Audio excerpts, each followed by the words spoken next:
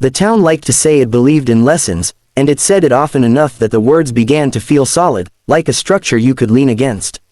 By the time the sun rose that morning, the lesson had already been decided. It sat quietly in the square, waiting, wrapped in good intentions and careful language. The square itself had been prepared with an almost tender attention to detail. Someone had swept away yesterday's dust, pushing it into neat lines along the edges. A loose board on the low platform had been hammered back into place, the sound sharp and final in the early air. It was important, the town agreed without speaking it aloud, that things look orderly. Disorder made cruelty obvious, order made it respectable. People arrived in ones and twos at first, then in small groups that formed naturally, as if pulled by habit rather than curiosity. Men stood with their arms folded or hands on their belts, feet planted wide.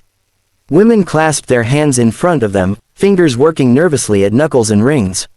Children were brought along despite quiet protests, told this was something they needed to see. Learning, after all, was the point.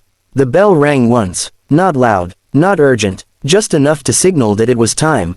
They brought the boy out from the side street behind the schoolhouse, where the walls were plain and the windows narrow.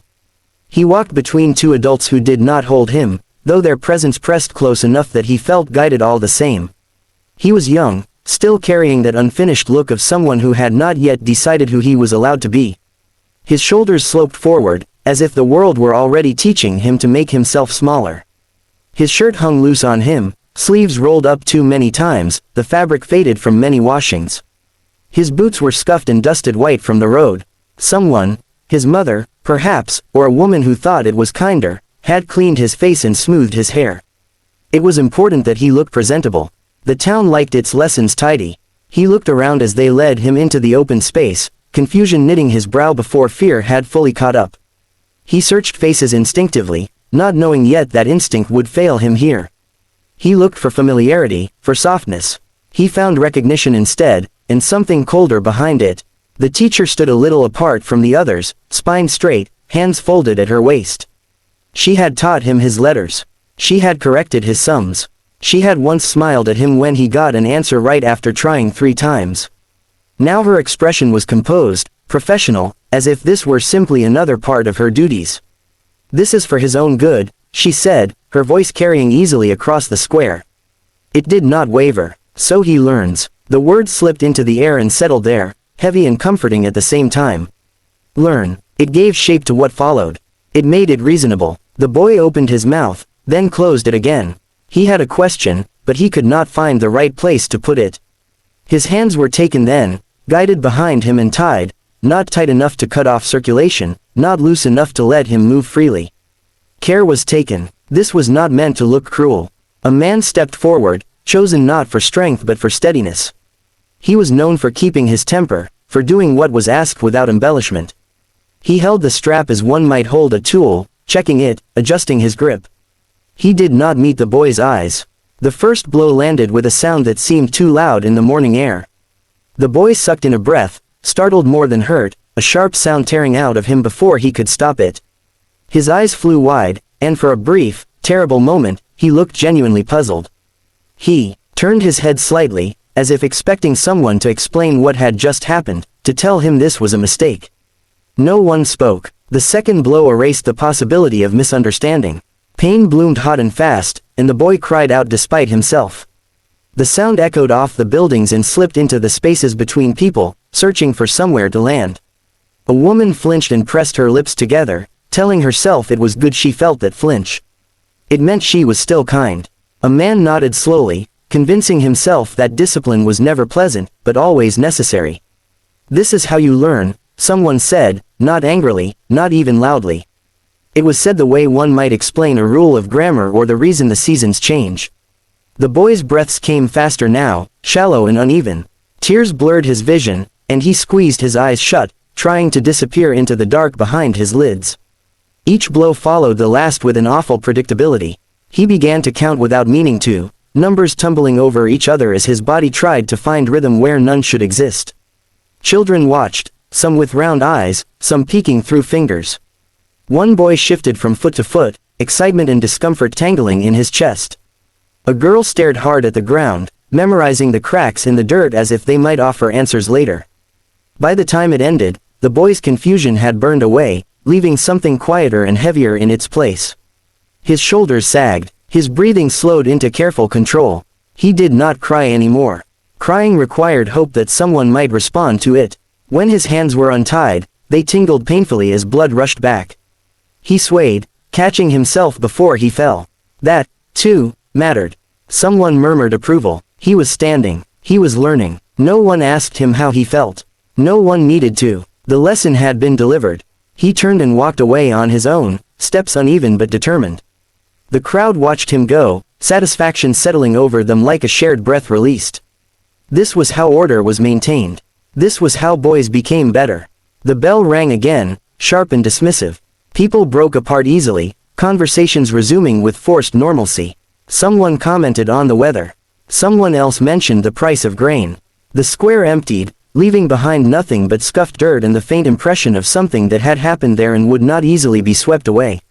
The town returned to its routines, convinced it had taught something important. It did not yet realize how much it had taught, or how long the lesson would last. The lesson did not stay contained the way the town expected it to. It seeped outward, slow and quiet, settling into corners where no one thought to look. That was how lessons worked here.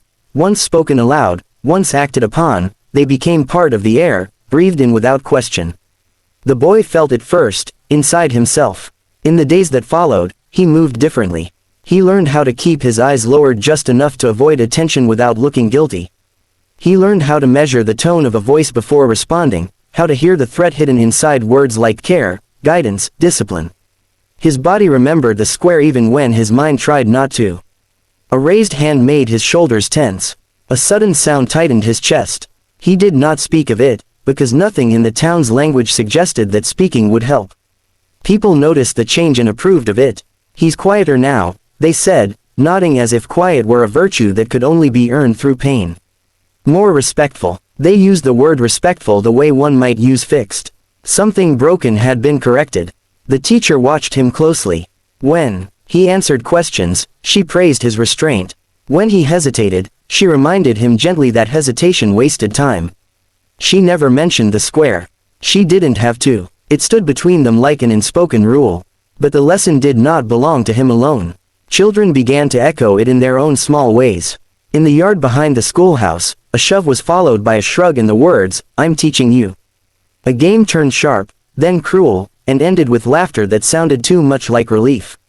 When someone cried, the others grew uncomfortable, unsure whether comfort or correction was the proper response. Adults did the same, only with better words. When a woman spoke too loudly at a meeting, she was reminded that humility was learned through discomfort. When a man fell behind on payments, pressure was applied carefully and described as motivation. Each act was framed as necessary, beneficial. Each explanation smoothed the edges just enough that no one had to see themselves clearly. The town grew proud of its firmness. "We don't coddle here," people said. "That's how weakness starts." They pointed to the boy, now a young man, as proof. He worked hard. He followed rules. He did not cause trouble. They did not see how tightly his jaw clenched when voices rose, or how he positioned himself near exits without realizing it. Years passed, stacking one on top of another until the morning in the square felt both distant and close, like a scar that ached only in certain weather. The boy became a man. He grew into his frame, strength settling into him not as confidence but as caution. He learned trades. He learned when to agree and when silence was safer. He learned that standing still could look like obedience even when it was endurance. He never spoke of the lesson. No one asked. The town continued as it always had, convinced it had found a formula that worked. Problems were met with correction. Disobedience with example. Each time, the language was careful, almost gentle. "For your own good, so you learn." The words were old friends now. Then one day, the square filled again. The preparations were familiar. Swept ground, repaired boards, murmured anticipation disguised as concern. The bell had not rung yet, but people were already gathering, drawn by the same instinct that had brought them years before. Another lesson had been chosen. Another example selected. He stood at the edge of the crowd and felt something in him tighten, not with fear, but with recognition. He saw the way the adults positioned themselves, the way children were pulled close and told to watch. He saw a younger face at the center, eyes darting, still believing there might be an explanation that made this make sense. For a moment, habit urged him to stay still. Staying still had kept him safe for a long time. But the lesson rose in him anyway, uninvited and insistent. He remembered the sound of the first blow, the way confusion had hurt almost as much as pain. He remembered how the word learn had floated through the air like a blessing. He remembered how the town had exhaled together when it was over. He stepped forward. It was a small movement, but it fractured the moment. Heads turned, whispers sparked and died. Someone hissed his name, warning him back into place. "This isn't your concern," a man said, irritation edging his voice. "Stand back." "It is," he replied, surprised by the steadiness of his own words. His heart pounded, but his feet stayed where they were. "Because I learned." The word landed differently when he said it. People frowned. A few bristled, offended by the implication that their lesson could be questioned. The teacher stared at him, something unreadable crossing her face. "I learned that when you call cruelty teaching," he continued, voice carrying farther now, "you don't stop with one child. You teach everyone watching that pain is acceptable if you explain it well enough." Murmurs rippled through the crowd. Someone scoffed. Someone else shifted uncomfortably. "You say it's for their own good," he said, gesturing toward the child at the center. "That's what you said to me. And I learned to be quiet. I learned to obey. I learned to survive. But I didn't learn kindness. I didn't learn justice. I learned fear." Silence stretched, thin and fragile. He could feel the town pushing back against him, resisting the shape of what he was saying. Towns preferred simple lessons. This one was complicated. It asked too much. A few people looked away. A few looked angry. A very few looked thoughtful, as if something had been named that they had felt but never examined. The bell did not ring.